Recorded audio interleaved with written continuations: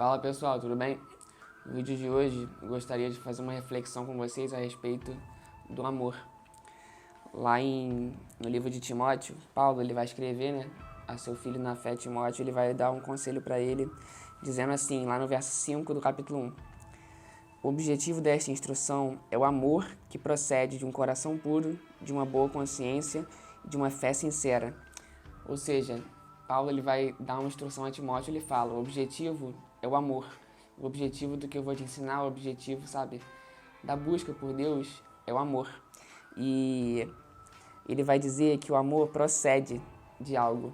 E eu creio que quando ele vai dizer isso, esse procede, quer dizer que existe algo que nós precisamos fazer para nos achegar a esse amor. Existe uma parte que é nossa. E eu quero começar o vídeo me atentando a essa parte. Porque ele vai dizer que nós precisamos de um coração puro, de uma boa consciência e de uma fé sincera.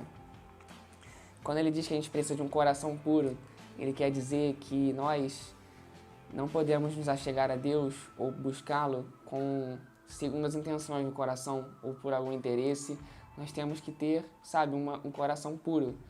Deus ele tem que, ver que nosso coração está completamente aberto. A gente não está tentando, enganar ele.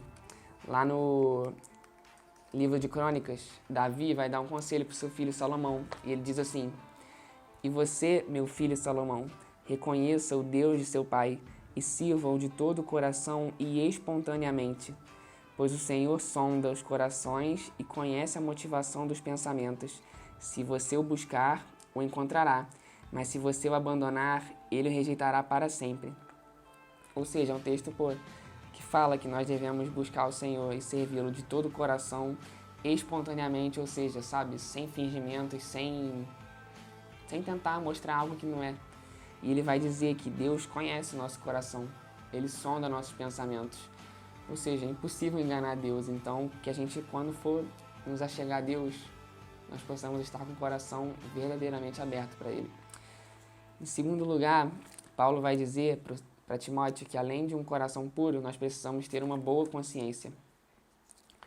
Uma boa consciência quer dizer que nós temos que ter a noção de que nós estamos fazendo uma escolha. Nós temos que estar convictos disso. Eu creio em Deus, eu busco a Deus, eu amo a Deus porque eu escolhi, porque Ele me deu livre-arbítrio e eu posso escolher o que eu quero fazer. Ou seja, eu não tenho que crer em Deus por algo imposto para poder agradar alguém ou porque eu sou um doido que creio em algo que não existe. Eu faço isso porque eu tenho a consciência disso. E lá em Romanos 12, Paulo vai dizer assim para a igreja: Portanto, irmãos, rogo pelas misericórdias de Deus que se ofereçam em sacrifício vivo, santo e agradável a Deus. Este é o culto racional de vocês. Ou seja, Paulo ele vai dar uma instrução e ele fala que nós temos que nos oferecer a Deus, mas ele fala que devemos fazer isso de forma racional, ou seja, de forma consciente. E, em último lugar, além de termos um coração puro, uma boa consciência, nós devemos ter uma fé sincera. Por que nós precisamos da fé? No livro de Eclesiastes, que foi escrito pelo próprio Salomão, que a gente acabou de falar sobre ele vai escrever assim em Eclesiastes 3, verso 11.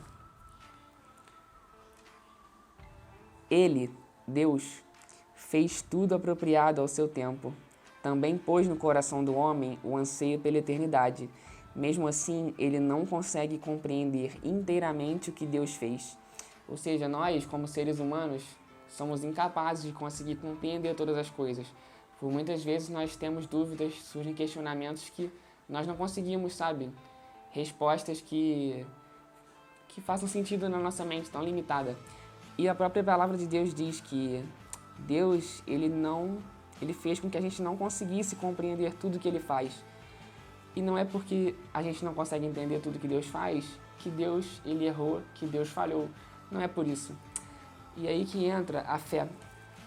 Lá no livro de Hebreus, o autor vai dizer assim no capítulo 11.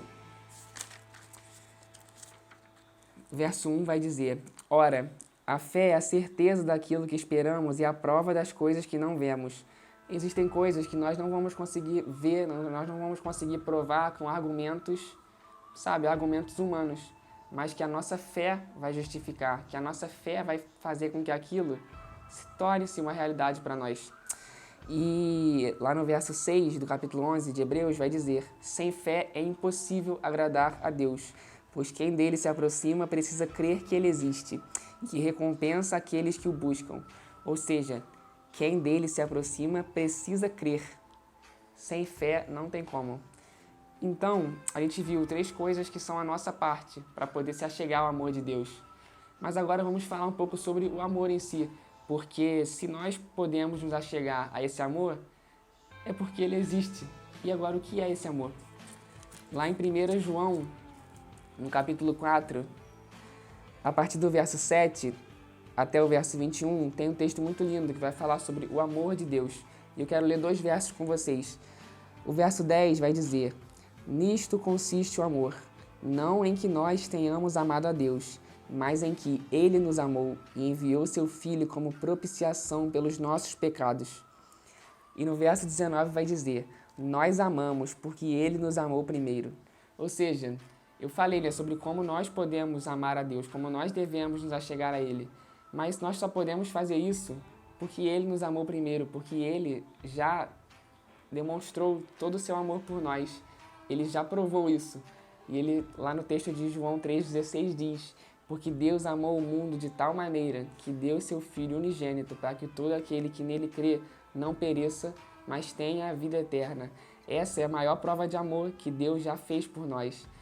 E se hoje a gente pode ter um relacionamento com Ele, a gente pode buscá-lo, a gente pode encontrá-lo, a gente pode amá-lo, é porque Ele já fez isso por nós. Então eu queria passar para você nesse vídeo de que você pode ter uma vida plena, uma vida abundante e totalmente satisfeita no amor de Jesus. É somente nesse amor que você pode ter essa vida. Então, que esse vídeo fale ao seu coração e muito obrigado por ter assistido.